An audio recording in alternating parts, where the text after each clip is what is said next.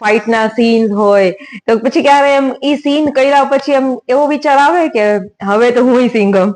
ઘણા બધા એવા સપનાઓ જોતા હોય છે કે મારું આ ડ્રીમ હોય કાંઈ બી, અને બસ હું ગવર્મેન્ટમાં છું એ મારો ફેમિલી નો એક શોખ હતો કે તું કઈક ગવર્મેન્ટની જોબ કરે. હમણાં જ કોરોના પછી આપણે બધા રામાયણ આપણને પાછી બતાવી તો ફેમિલી સાથે આપણે જોઈ કે કેટલી મજા આવે છે. આપણું ભારતીય સંસ્કૃતિને લગતી કોઈ વાર્તા હશે, આપણું કલ્ચર હશે તો હું જરૂર કરીશ. હેલો, કેમ છો બધા? Welcome to Antarman podcast series. આજે આપણી સાથે એક ખૂબ જ બ્યુટીફુલ અને ડાયનામિક પર્સનાલિટી આપણી સાથે છે. રાજકોટના એક એક્ટ્રેસ કહી શકાય કે ગુજરાતી ફિલ્મ ઇન્ડસ્ટ્રી રણભૂમિ મૂવીના લીડ એક્ટ્રેસ શીતલ પટેલ આપણી જોડે છે. કેમ છો શીતલ? મજામાં? મજામાં બસ. શીતલ એક્ટ્રેસ તો છે જ, ખૂબ જ સારી એક્ટિંગ કરે છે. તમે જોઈ શકો છો એટલા બ્યુટીફુલ છે, એની પર્સનાલિટી એટલી ડાયનામિક છે. એની સાથે બધા મહિલાઓને ગર્વ થાય એવા એમના છે કે ગુજરાત પોલીસમાં પોતે ફરજ બજાવે છે. શીતલ, આટલી સરસ જોબ, એની સાથે આટલું સરસ કેરિયર, એમ કહી ને કે તમને એવું કહેવાનું મન થાય કે તમારી લાઈફ છે ને બધી ગર્લ્સની ડ્રીમ લાઈફ છે. જી જરૂર.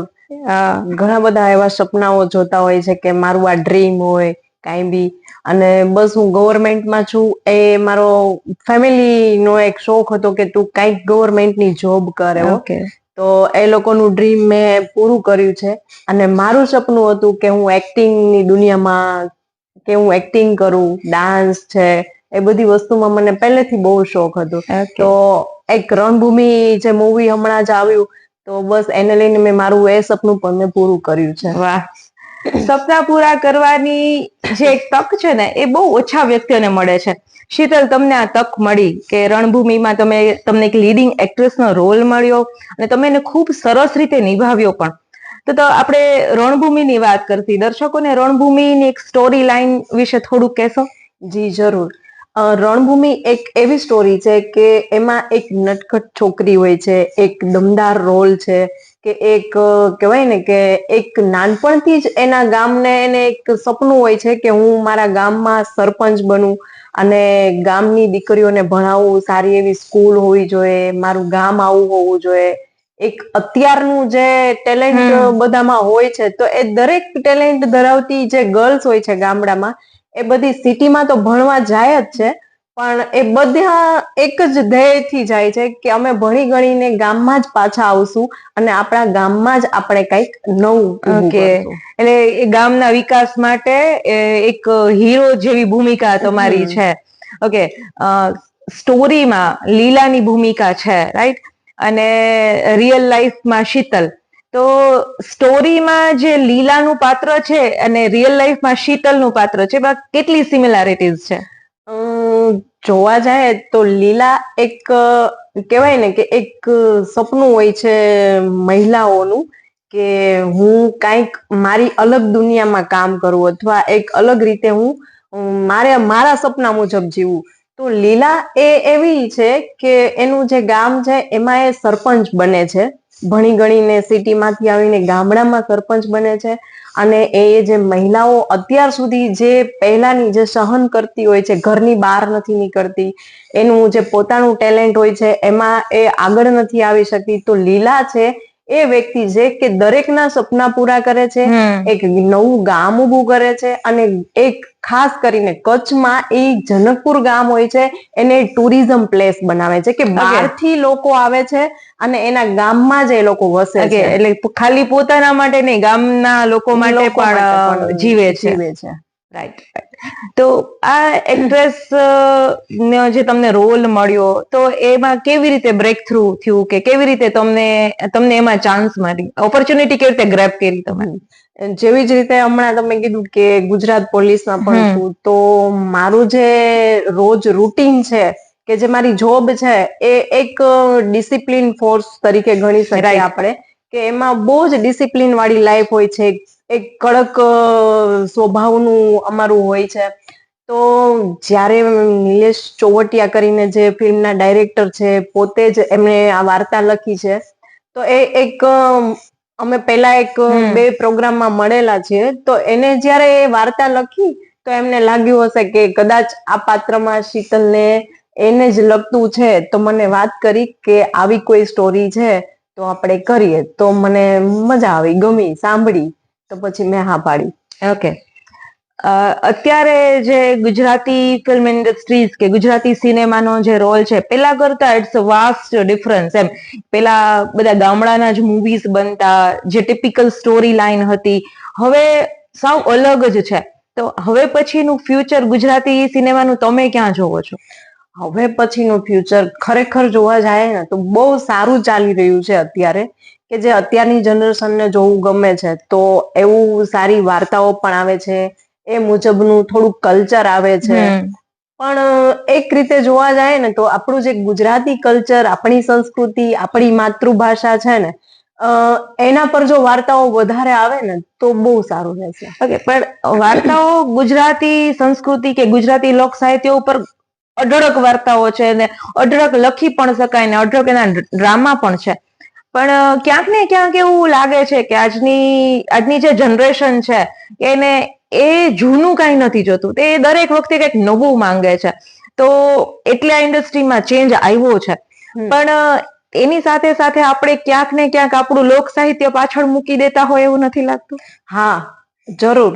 કેમ કે જ્યારે આપણે જોઈએ છે કે પેલા બોલિવૂડની મૂવી બી આપણે જોતા તો ફેમિલી સાથે જોઈ શકતા, બહુ જ ગમતી.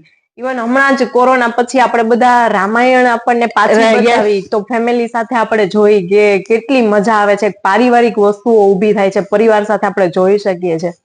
તો ક્યાંક ને ક્યાંક આપણું કલ્ચર, આપણી સંસ્કૃતિ બધું જ પાછળ જઈ રહ્યું છે.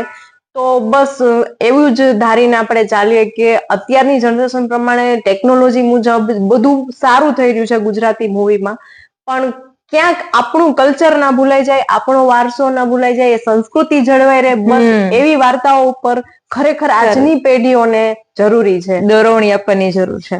રાઈટ. વાત બોલિવૂડની નીકળી છે, રાઈટ. તો બોલિવૂડમાં અત્યારે ઢગલા બંધ મૂવીઓ બને છે ને કદાચ એમ કહીએ ને કે અઠવાડિયામાં 10 મૂવી આવતા હોય ને આપણને ખબર ન હોય અને શટ ડાઉન થઈ જતા હોય છે. તો બોલિવૂડમાં જવું છે?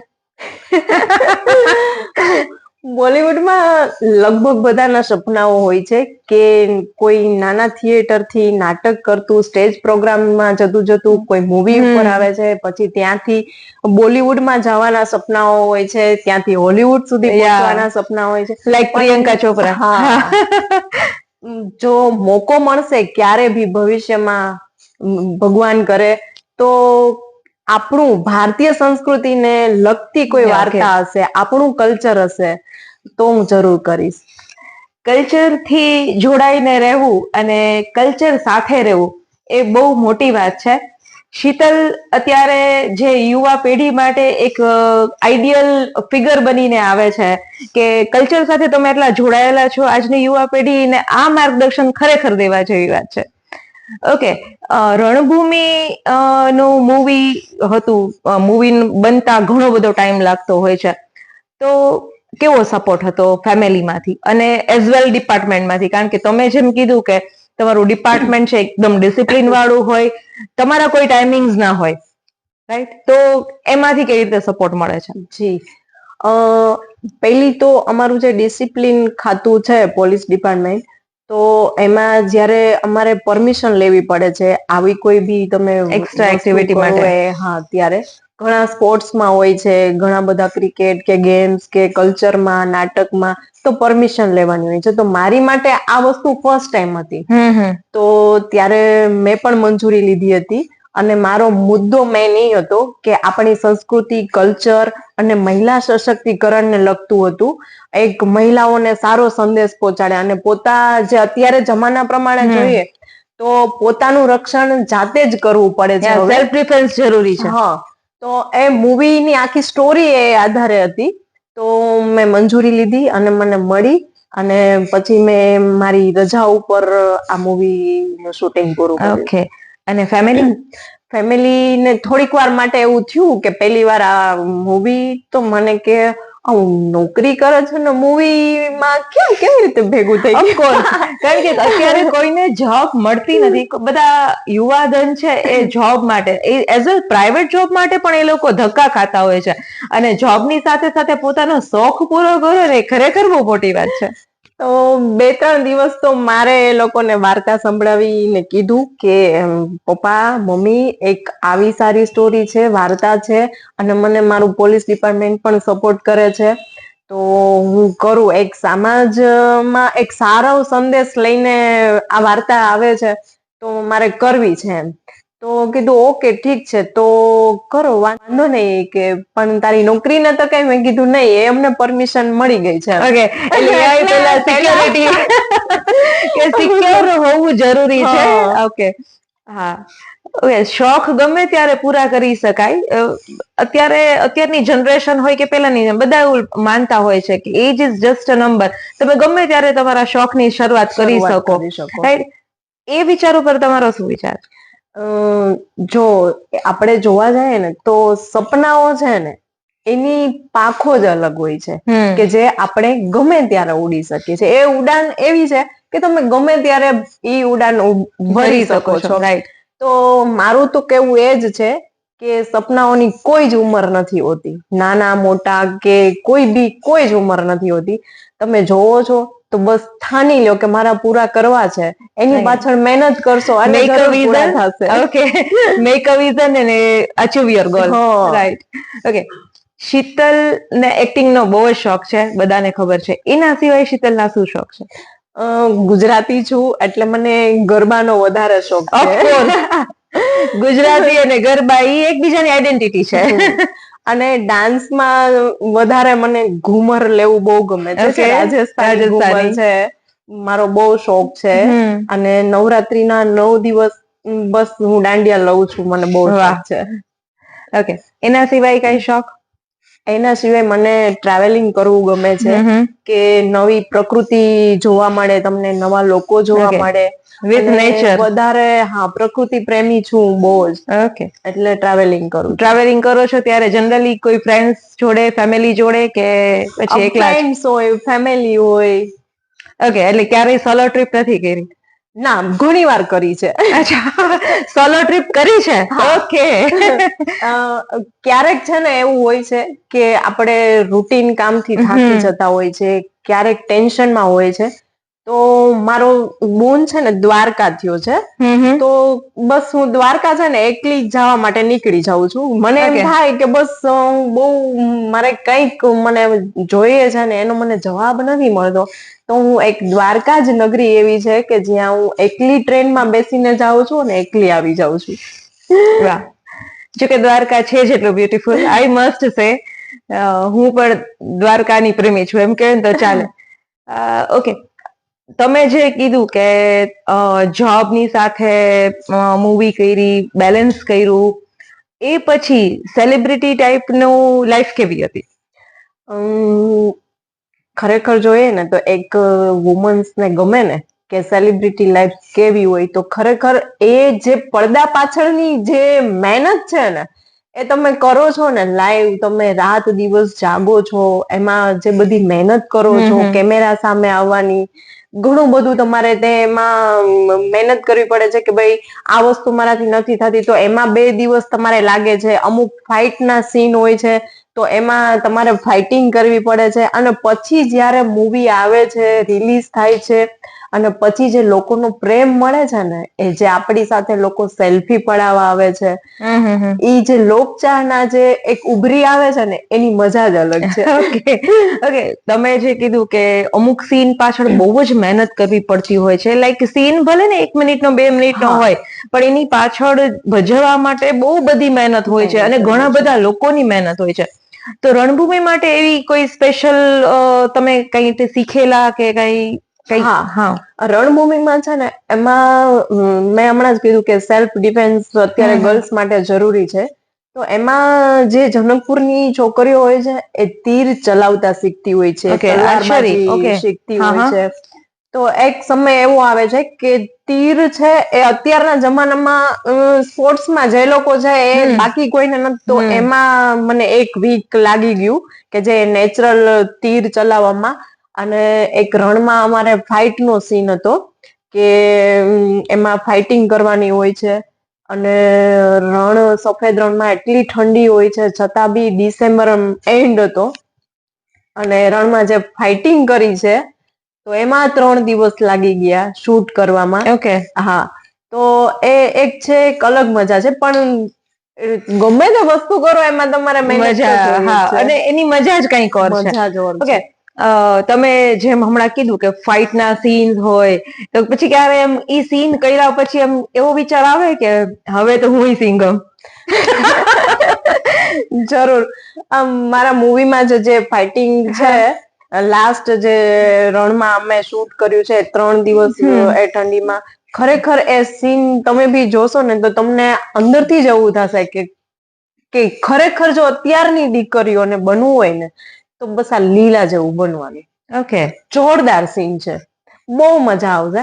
અને ખરેખર દરેક અમે ઇવન બધી કોલેજ ને સ્કૂલની ગર્લ્સને ભાઈ આ મૂવી બતાવ્યું હતું કે જોએ ને બધાને બહુ મજા આવી, ને ખરેખર દીકરીઓને એમ થઈ ગયું કે ના ખરેખર અત્યારે લાઈફમાં બધું જરૂરી છે, પણ આ વસ્તુ છે સેલ્ફ અત્યારે ડિફેન્સ જરૂરી છે. ઓકે. અત્યારે જે કિસ્સાઓ બને છે દીકરીઓ સાથે કે નાની બાળાઓ સાથે, કે ઘણા બધા અબ્યુઝિંગ હોય કે વોટ એવર, આપણે કઈ ડિટેલમાં ચર્ચા નથી કરતા, પણ જે કિસ્સાઓ બને છે જે ખરેખર ભયંકર ઘટનાઓ કહી શકાય, તો એના માટે જાગૃત સમાજ માટેની શું વ્યાખ્યા હોવી જોઈએ? જો સ્ટુડન્ટ માટે કહીએ ને, જે કિસ્સાઓ બને છે અત્યારની દીકરીઓ હોય કે દીકરા હોય કોઈ બી, તો અત્યારે સોશિયલ મીડિયા પર વધારે ભાર દેવાય છે. કોઈ પણ બી, નાના હોય કે મોટા હોય, સોશિયલ મીડિયા, ઇન્સ્ટા છે, ફેસબુક છે, ટ્વિટર છે, કાંઈ બી. તો એક એ જ વસ્તુ કહીશ કે એમાંથી કંઈક સારું શીખો, અથવા તો છે ને એમાંથી તમે કંઈક એવું સારું જોવો કે એમાંથી તમને કંઈક પ્રેરણા મળે. પ્રેરણા મળે. હવે એમાં અત્યારે વધારે શું હોય છે કે મારે આટલા ફોલોવર્સ છે, આને આટલા છે, એ જરૂરી નથી, પણ તમે એમાંથી જે સારા મિત્રો બનાવો છો ને એ એવા મિત્રો બનાવો કે તમને ખરેખર લાઈફમાં કામ આવે. અને અત્યારે એ ફેસબુક ની દુનિયામાં એવું ફેસબુક છે. ના friends is like just a fake friendship, right? Real friend તો એ છે કે જેને એક ફોન કરો ને ઘરે આવી જાય, તમારું મોઢું જોવે અને ખબર પડી જાય ને કે તમે કઈક દ્વિધામાં છો. બસ એ જ. રાઈટ. ઓકે. ફ્યુચર પ્લાનિંગ શું છે કે કયા ટાઈપના મૂવીઝ હવે કરવા છે? ફ્યુચર પ્લાનિંગ એ છે કે બસ જો મને આવા સારા આપણે ભારતીય કલ્ચરને લગતા અને ગુજરાતી વારસો જે જાળવી રાખે, આપણો પહેરવેશ છે, આપણું કલ્ચર છે, દરેક વસ્તુમાં, અને જો સારી સ્ટોરી હશે કે જે મહિલાઓને સશક્ત બનાવે અને સેલ્ફ ડિફેન્સ પર હોય, પર્યાવરણ ઉપર હોય, તો એવી વાર્તાઓ હું જરૂર કરીશ. ઓકે. ઓકે. જેમ થિયેટર્સ છે એમાં ઘણા બધા ટાઈપની ફિલિંગ્સ હોય, રાઈટ? કોમેડી હોય, થ્રિલિંગ હોય, સસ્પેન્સ હોય, રોમેન્સ હોય, તો સૌથી અઘરું પાત્ર નિભાવવું કયું છે? રણભૂમિમાં યુદ્ધ કરવું. તમે નિભાવ્યું ને તમને વધારે ખબર છે. ઓકે. ખૂબ સરસ. જોવા જાય તો જો કે દરેક સ્ત્રી એનું અંતરાત્મામાં એક યુદ્ધ લડતી જ હોય છે.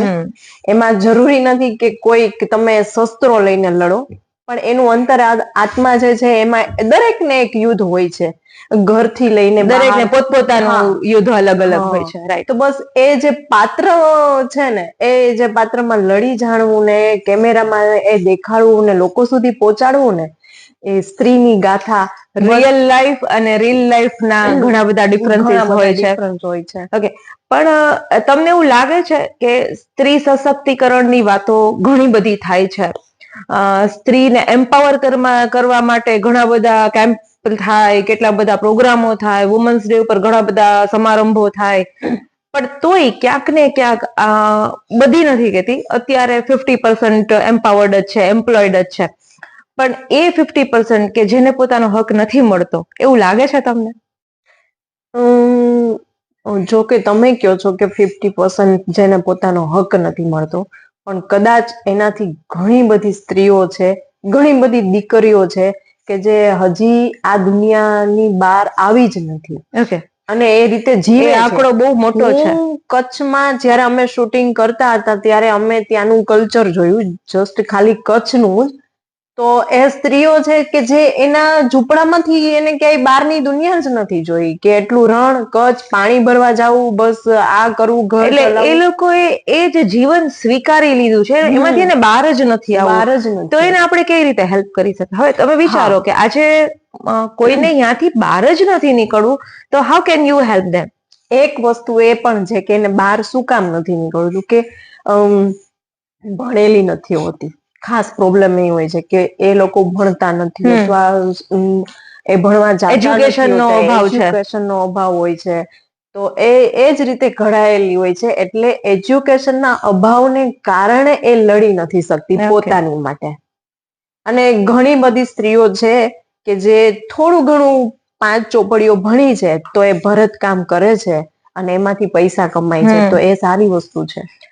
અહીંયા ધક્કો ખાવા નથી આવ્યા, કંઈક કરવું જરૂરી છે કે તમારા ગયા પછી તમને કોઈ તમારા નામથી યાદ કરે. નામથી યાદ કરે. ઓકે, થેન્ક યુ શીતલ, અમારા Thank દર્શકો you. સાથે તમારા વિચારો શેર કરવા માટે, અને તમારી આટલી સરસ એક જે સ્ટોરી છે રણભૂમિની, એ શ્યોર ને શ્યોર બધાએ જોઈ જ હશે, ને જેને ન જોયું હોય એ ફરી એકવાર જોઈ લેજો.